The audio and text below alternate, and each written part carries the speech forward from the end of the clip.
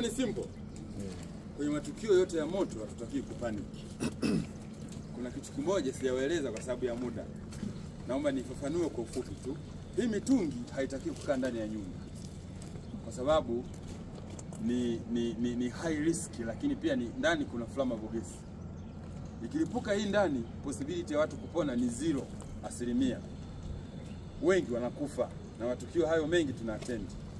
Kwa hiyo huu mtungi unatoka nje kwenye jiko, unautafutia cage kule, unaukinga na mvua na jua. Pipe yake inayotoka hapa kuja kwenye jiko isizidi mita ngapi? 2. Lakini hiyo pipe ya jiko inatakiwa ikae miaka 2 tu ibadilishe.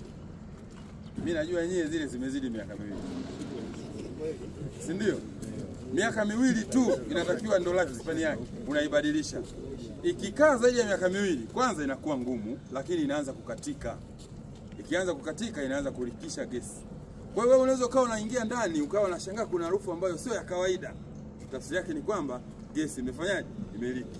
Na ukiingia ndani ukahisi kuna gesi imeliki, cha kwanza usizime taa kama zimewashwa. Usiwashe taa kama zimezimwa.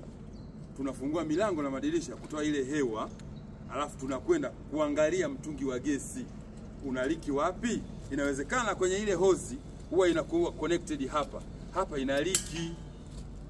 Zile pini hazijashika vizuri, au kwenye jiko kuna zile pini pia za kukaza zimelegea, gesi inaliki. Tumeelewana?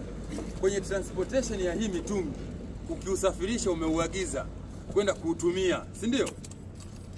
Ukifika nyumbani huu mtungi unauwasha dakika 30 mpaka 45 kabla ya kutumia. Gesi iliyomo mle ndani inatulia. Na mnashauriwa wakati wa kusafirisha msilaze. Kwa sababu gesi inapojazwa inajaa katika mpaka kiwango hiki, kuna space inabaki. Sasa unaposafirisha unaitikisa, una create pressure mle ndani. Uwezekano wa kulipuka ni mkubwa. Kwa hiyo tunaiacha dakika 30 mpaka 45 itulie, ndio tunaitumia. Kwa yale majiko madogo tunatumia hivi viberiti hivi. Hivi ndio viberiti special kwa ajili ya kutumia majiko ya gesi. Msitumie hivi, mtakuja kuungua. Na procedure na tuguide, tunawasha kwanza kiberiti ndio tunafungua mtungi wa nini? Wa gesi. Nyinyi mfanye hivyo. Nyinyi mnafungua kwanza mtungi ndio mnawasha nini? Na viberiti mnavyotumia ni hivi.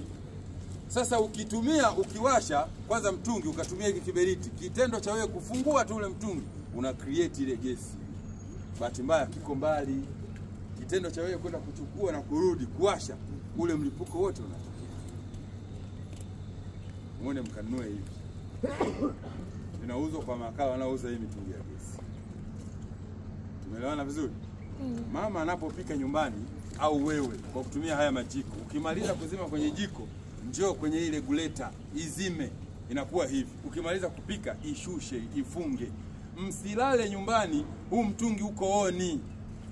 Tafsiri yake ni kwamba unaruhusu gesi inatoka hapa inakuja mpaka kwenye jiko, inasubiri kuwashwa. Bahati mbaya panya anakula ile pipe imetoboka, gesi inaliki ndani. Gesi inaliki ndani.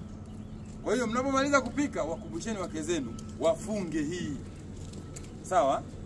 Tumemaliza hapo, wewe tumalizie na hii demonstration ya mwisho. Aje mtu mmoja hapa.